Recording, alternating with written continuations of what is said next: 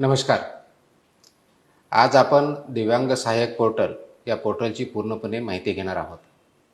याबाबत मला अशा बऱ्याच विनंती आलेल्या आहेत की दिव्यांग सहाय्यक पोर्टल आपण तर चालू केलं आहे, परंतु ते वापरण्यासाठी नागरिकांना त्याच्याबद्दल मार्गदर्शन हवं आहे. आपल्या ज्या संस्था काम करतात, NGO किंवा आपल्या स्कूल आणि स्किल डेव्हलपमेंट सेंटर, त्यांना पण त्याच्याबद्दल रजिस्ट्रेशन करणं किंवा वापर करणं याबद्दल काही अडचणी येत आहेत किंवा त्यांना परिपूर्ण माहिती नाही. त्या अनुषंगाने आज आपण दिव्यांग सहाय्यक पोर्टल हे दिव्यांग व्यक्तीसाठी, त्यांच्या पेरेंट्ससाठी, समाजासाठी आणि सर्व शासकीय कार्यालय यांच्यासाठी हे कसं उपयुक्त आहे आणि त्याचा फायदा दिव्यांग नागरिकांना कसा होणार आहे, त्यांच्या कुटुंबांना कसा होणार आहे आणि याच्या माध्यमातून आपण दिव्यांगाचं सक्षमीकरण कसं करणार आहोत याची परिपूर्ण माहिती आज आपण जाणून घेणार आहोत. त्यासाठी याचा एक डेमोही आपण ऑर्गनाईज करत आहोत, ज्याच्या माध्यमातून आपल्या सर्वांना समजेल की निश्चितच हा दिव्यांग सहाय्यक पोर्टल एक ट्रान्सफॉर्मेटिव्ह पोर्टल आहे, ज्याच्यामुळं खूप महाराष्ट्रातल्या सर्व दिव्यांग व्यक्तींना याचा फायदा होईल. तर आपण ज्यावेळेस वेबसाईटवरती जाऊ आणि आपण पोर्टलचं लॉग इन करू, दिव्यांग सहाय्यक पोर्टल, तर तुम्हाला क्लिक केल्यानंतर ही समोरची जी आत्ता पोर्टल दिसतंय ते तुम्हाला दिसेल, ज्याच्यामध्ये या पोर्टलवरती आपण जर बघित असाल तर इथं मुख्य प्रश्न दिसतंय, इथं शासकीय योजना दिसत आहेत, त्याच्याबरोबर शाळा आणि रुग्णालयाच्या बाबतीत इथे दिसेल, संपर्क साधायचा असेल त्याचे डिटेल्स आहेत आणि आपल्याला शासनाचे जे काही धोरणं आहेत, कायदे आहेत, नियम आहेत हे जर बघायचे या ठिकाणी आपण क्लिक करू शकता. ज्यावेळेस आपण ह्या पोर्टलचा वापर करण्याचा विचार करतो तर प्रथमतः जो दिव्यांग व्यक्ती ज्याला वापर करायचा आहे त्याला शासनाच्या योजनाबद्दल पूर्णपणे माहिती घ्यायची आहे आणि शासनाच्या योजनेचा फायदा करून घ्यायचा आहे. त्यांनी इथं आल्यानंतर आपल्या राईट हँड साईडला आपल्या बघा लॉग इन दिलेला आहे आणि या लॉग इनमध्ये आपण नागरिक लॉग इन म्हणून क्लिक जर केलं तर आपल्याला आपली माहिती आपल्याला भरायची आहे. पण त्याचबरोबर लॉग इन केल्यानंतर तुम्हाला समोर जो स्क्रीन दिसेल तो अशा पद्धतीचा असेल की दिव्यांग सत्यापन अशी तिथं एक स्क्रीन दिसेल आणि त्याच्यामध्ये आपल्याला विचारलं झालं आहे की तुमच्याकडे UDID कार्ड आहे का, आणि आपल्याकडे जर UDID कार्ड असेल तर त्याच्यावरती होय माझ्याकडे UDID कार्ड आहे याच्यावरती क्लिक करायचं. हे क्लिक केल्यानंतर आपल्याला समोर विचारलं जातं की आपला UDID जो क्रमांक आहे तो इथं लिहा. तो जर आपण लिहिला त्याच्याखाली आपली जन्मतारीख विचारली जाते, जी की UDID वरती दिलेली आहे किंवा तुमची जन्मतारीख आहे ती इथं पूर्ण डेट, मंथ आणि इयर ह्या फॉर्मॅट लिहायची. हे दोन गोष्टी भरल्यानंतर OTP पाठवा याच्यावरती क्लिक करायचं आणि OTP पाठवा असं क्लिक केलं की आपल्या मोबाईलवर तो OTP येईल. हा OTP आला म्हणजेच आपलं इथं रजिस्ट्रेशन झालं हे अपेक्षित आहे. कारण आपण ज्यावेळेस या दिव्यांग पोर्टलचा वापर करायचा आहे आणि याच्यामधून वेगवेगळ्या सेवा किंवा वेगवेगळ्या योजनासाठी आपल्याला अप्लाय करायचं आहे, त्यावेळेस या पोर्टलवरती आपलं रजिस्ट्रेशन बंधनकारक आहे. त्यासाठी आवश्यक गोष्ट जी आहे तो आपला UDID क्रमांक हा आहे, UDID कार्ड हे आहे. आणि म्हणून तो UDID कार्ड जोपर्यंत आपण त्याचा नंबर याच्यामध्ये फीड करणार नाही आणि आपले डेट ऑफ बर्थ ही करणार नाही आणि त्याच्या माध्यमातून एक वेळेस रजिस्ट्रेशन करणार नाही, तोपर्यंत आपल्याला याच्यावरती रजिस्टर होता येणार नाही. आणि आपण या पोर्टलवरती जर रजिस्टर झाला नाहीत तर आपल्याला या योजनासाठी जे अप्लाय करायचं आहे, अर्ज जो करायचा आहे त्याची अर्ज करण्याची प्रक्रिया फक्त इथूनच सुरू होत असल्यामुळे रजिस्ट्रेशनशिवाय आपल्याला करता येणार नाही. आता याच्यामध्ये दोन गोष्टी महत्त्वाच्या आहेत ज्या दिव्यांग व्यक्तींनी, त्यांच्या पेरेंट्सनी, केअर गिवर्सनी किंवा आपल्या संस्थांनी सुद्धा काळजी घ्यायची आहे. प्रथम म्हणजे आपल्याकडे UDID कार्ड हे व्हॅलिड असलं पाहिजे, योग्य असलं पाहिजे, ते एक्सपायर झालेलं किंवा चुकीचं असता कामा नये. त्याचबरोबर टेम्पररी UDID कार्ड आहेत त्यांना ते अलाउड नाही आहे, कारण टेम्पररी UDID कार्डवाल्यांना, दिव्यांग व्यक्तींना शासकीय योजनेचे दिव्यांगत्वाचे बेनिफिट भेटत नाहीत. कारण आपला नियम असा आहे की ज्यांच्याकडे परमनंट दिव्यांग कार्ड आहे आणि ज्यांची डिसेबिलिटी ही 40% वरती आहे, म्हणजे पर्सन्स विथ बेंचमार्क डिसेबिलिटी आहे, त्यांच्यासाठीच ह्या योजना लागू आहेत, दिव्यांगाचे लाभ त्यांना भेटतात. म्हणून अशाच व्यक्तींनी याच्यावरती जे परमनंट आहेत आणि ज्यांचं दिव्यांगत्वाचं प्रमाण 40% जास्त आहे अशाने इथं रजिस्टर करायचं. हे रजिस्टर केल्यानंतर आपल्यासमोर ही माहिती येईल की ज्या पद्धतीने इथं विचारलं जाईल की आपल्याला पूर्ण माहिती एक वेळेस फीड करायची की वैयक्तिक माहिती, आपलं नाव काय आहे, आधार क्रमांक काय आहे, डेट ऑफ बर्थ वगैरे काय आहे. मग दुसरी कुटुंबाची माहिती विचारली जाईल, वडिलांचे नाव काय आहे, आईचं काय आहे, लग्न झालं असेल तर पती किंवा पत्नीचं नाव काय आहे, नसेल तर पालकांचं नाव काय आहे, देखरेख करणारा म्हणजे आपल्याकडे कोणी केअर गिव्हर असेल तर त्याचे नाव विचारलेलं आपण डिटेल विचारले आहे. त्याच्यानंतर डिटेल्स म्हणजे पत्त्याचा रेसिडेन्शियल ॲड्रेस जो आहे, कायमचा पत्ता आणि सध्याचा पत्ता तो आपल्याला द्यायचा आहे. सामाजिक आणि आर्थिक परिस्थिती याबद्दल विचारलं आहे, शिक्षण किती झालेलं आहे, व्यवसाय काय आहे का, वार्षिक उत्पन्न किती आहे, बँक खात्याचे डिटेल्स याचे विचारले आहेत की ज्यावेळेस आपल्याला योजनामधून डायरेक्ट बेनिफिट आपल्या अकाउंटमध्ये येणार त्यासाठी बँक डिटेल्स विचारलेले आहेत. मग त्याच्यानंतर आपल्या दिव्यांगत्वाचा तपशील विचारलेला आहे. प्रवर्ग कोणता आहे, परमनंट आहे का टेम्पररी आहे, विशिष्ट त्याचं जी कॅटेगरी आहे ती कोणती आहे, पर्सेंटेज किती आहे आणि UDID क्रमांक किती आहे. आणि त्याखाली आपले एक वेळेस जे काही डॉक्युमेंट आहे तिथं हे अपलोड करायचे आहेत. हे एक वेळेस झालं की आपला हा प्रोफाईल तयार होतो, तो असा असतो ज्याला आपण तुमचा माझी माहिती या कॉलममध्ये आपण बघतो. ही माझी माहिती जी आहे ही आपण इथं बघतो. हा तो आपल्या समोर जो दिसत आहे तो आपल्याच विभागामधील एक अंडर सेक्रेटरी, ज्याला अवर सचिव म्हणतो, ते आहेत, ते दिव्यांग आहेत. त्यांचा आम्ही प्रोफाईल तयार करून आपल्याला दाखवलेला आहे. त्याच्यामध्ये आपल्याला तिकडे नाव दिसत असेल, नावाबद्दल त्यांचे डिटेल्स दिसत असतील आणि त्यांची पूर्ण डिटेल माहिती आहे. आता हे 21 प्रोफाईल झाल्यानंतर सर्वात महत्त्वाची ज्या पोर्टलची महत्त्वाची बाब जी आहे इथं आपल्याला दिसेल. हे 21 पोर्टल झालं की मग आपल्याला कोणत्या योजनेस आपण पात्र आहात, कोणत्या योजनेस आपण पात्र आहात म्हणजे एलिजिबल फॉर विच स्कीम्स हे आपल्याला दिसतं. हे आपल्या लेफ्ट हँड साईडला जर बघितलं माहिती आपली माहिती माझी माहिती जी आहे ही इथं आपल्याला दिसेल. त्याच्याखाली आपण पात्र योजना याच्यावरती जर क्लिक तर या व्यक्तीला ज्यांनी जी माहिती आपण भरलेली आहे, जे पोर्टलवरती आपण अपलोड केलेली आहे, त्या आधारे IT च्या माध्यमातून AIच्या माध्यमातून आपली योजनाचे क्वालिफिकेशन किंवा निकष काय आहेत आणि आपली पूर्ण जी प्रोफाईल आहे याच्यातली माहिती याचा अनालिसिस करून आपल्यासाठी एलिजिबल असलेल्या स्कीमची लिस्ट आपल्याला समोर दिसते. आणि ही लिस्ट एक वेळ समोर दिसली की मग त्याचे डिटेल्स आपल्याला जर बघायचे असेल तर आपण क्लिक करू शकता की पहा व अर्ज करा असं आपण म्हणतो. आता फॉर एक्झाम्पल आत्ताच आपण एक नवीन स्कीम चालू केली की प्रशिक्षित दिव्यांग व्यक्तींना स्वयंरोजगारासाठी साधन सामग्री साठी आर्थिक सहाय्य आपण ते 1,000 पासून 15,000 वाढवलं, ती योजना आहे. आता याच्यात आपण पहा आणि अर्ज करा असं जर म्हटलं तर याच्यावर क्लिक केल्यानंतर आपल्या योजनेविषयी पूर्णपणे माहिती इथे दिसते. पहिला माहिती अशी भेटते की पात्रतेचे या योजनेचे निकष काय आहे. उत्पन्नाची मर्यादा इथे दिलेली नाही आहे, म्हणजे कितीही उत्पन्न असेल तरी चालेल.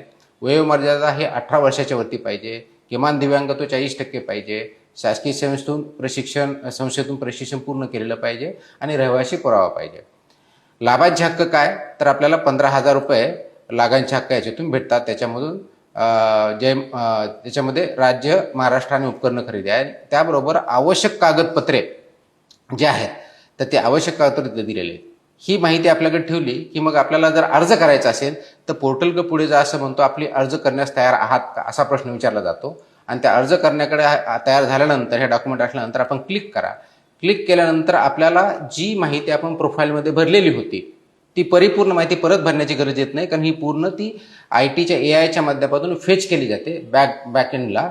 आणि ती फेच केल्यानंतर हा पूर्ण माहिती आपल्याकडे दिसते. अर्जामधली जी माहिती ते पूर्ण इथं आपल्याला आलेली दिसेल. आणि मग याच्यामध्ये आपल्याला जी फक्त ॲडिशनल काही माहिती मागितली असेल त्या योजनेच्या अनुषंगाने तेवढीच भरायची असते. आता इथं आपल्याला हे डिक्लेरेशन करायचं आहे की I have red accepted conditions वगैरे, आणि अपलोड नेक्स्ट डॉक्युमेंट म्हटलं की आपल्याला नेक्स्ट डॉक्युमेंटमध्ये आपलं जाता येतं आणि मग आपल्याला सबमिट जे करता आपल्याला तो ॲप्लिकेशन फॉर्म सबमिट करता येतो.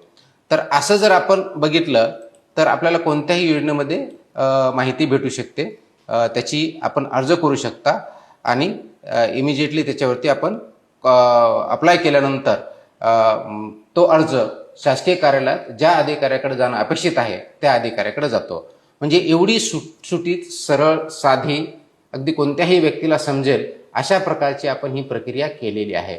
हे करण्याचा एवढाच अर्थ आहे की दिव्यांग व्यक्तींना कुणावरतीही अवलंबून राहता कामा नये, कोणत्याही कार्यालयात जाण्याची गरज पडू नये, कोणत्याही अधिकाऱ्याला भेटण्याची गरज पडू नये, जेणेकरून तो स्वतः व्यक्ती किंवा त्यांचे पेरेंट्स याच्या माध्यमातून आपण तो शासकीय योजनेचा लाभ घेऊ शकतो.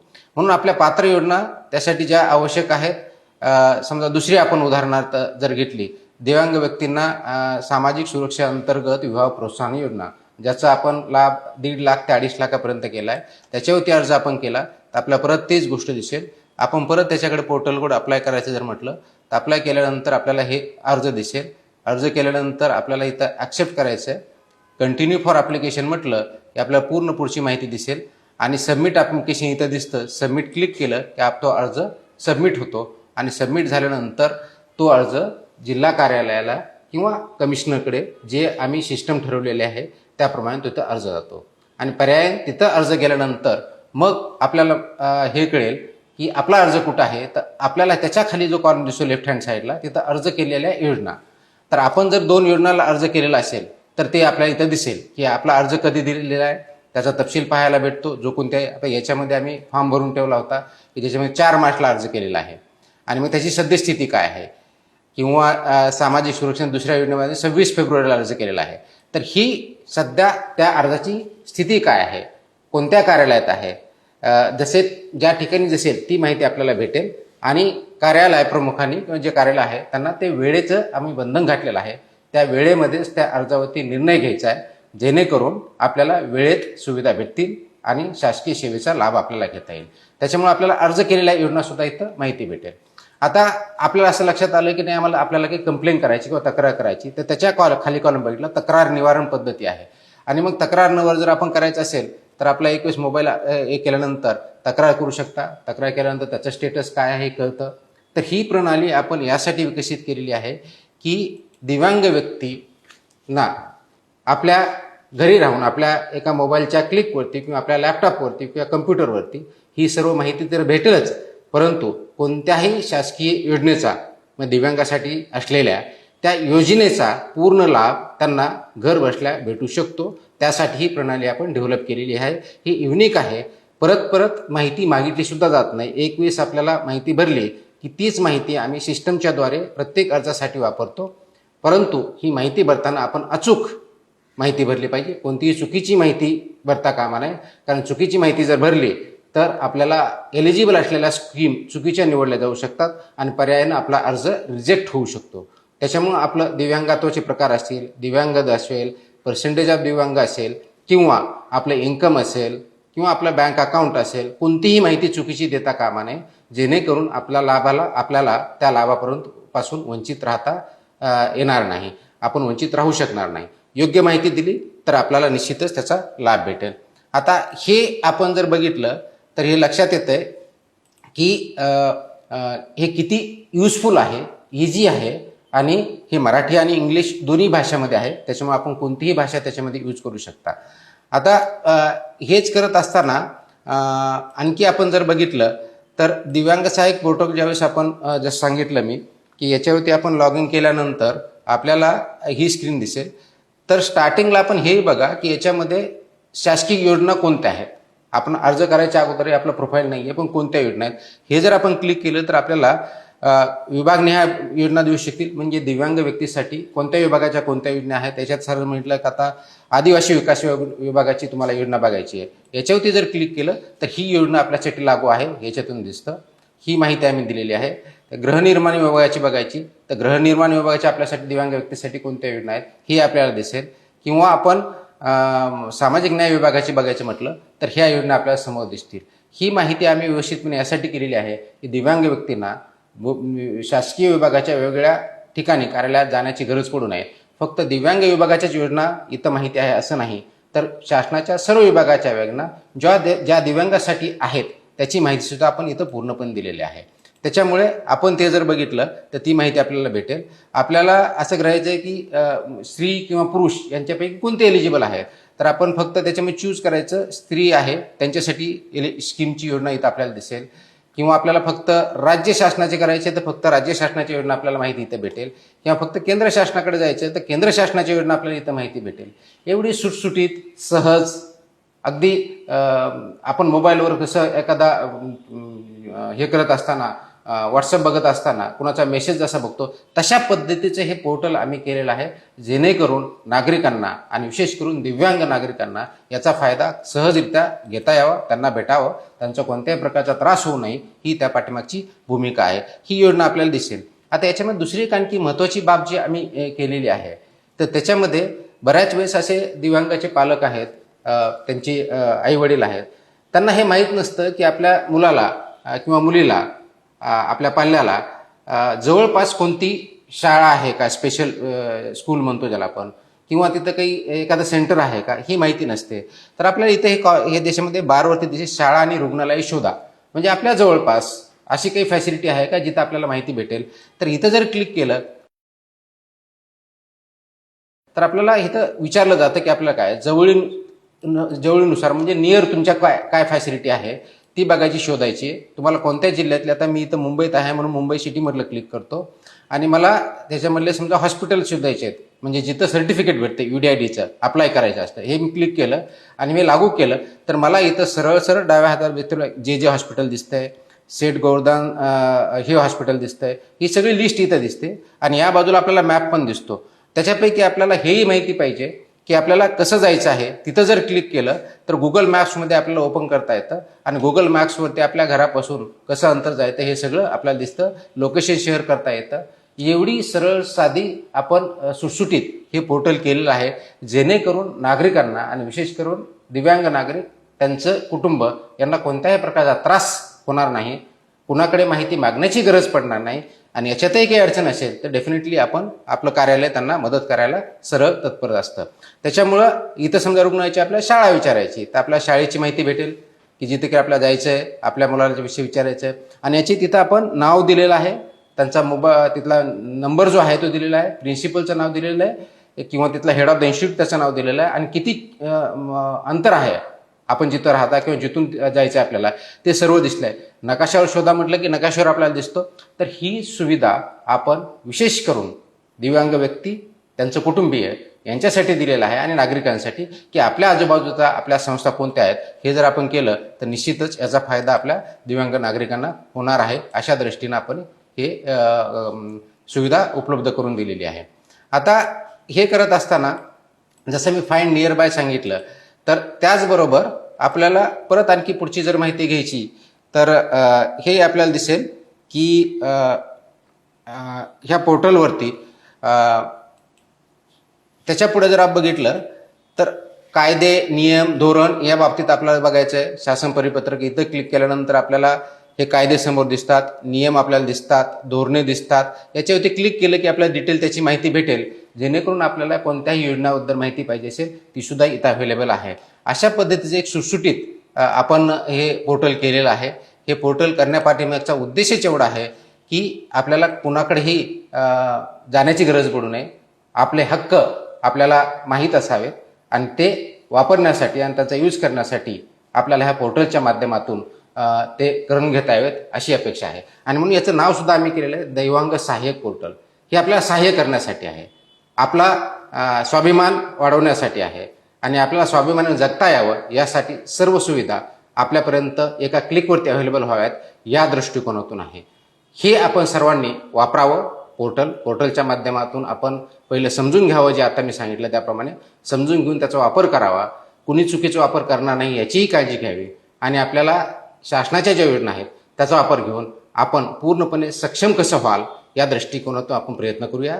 आपण आपल्याबरोबर शासन आहे, आपण सर्वांनी मिळून दिव्यांग व्यक्तीचं सक्षमीकरण योग्य प्रकारे करून त्यांना न्याय देण्याची भूमिका या दिव्यांग सहाय्यक पोर्टलच्या माध्यमातून करत आहोत.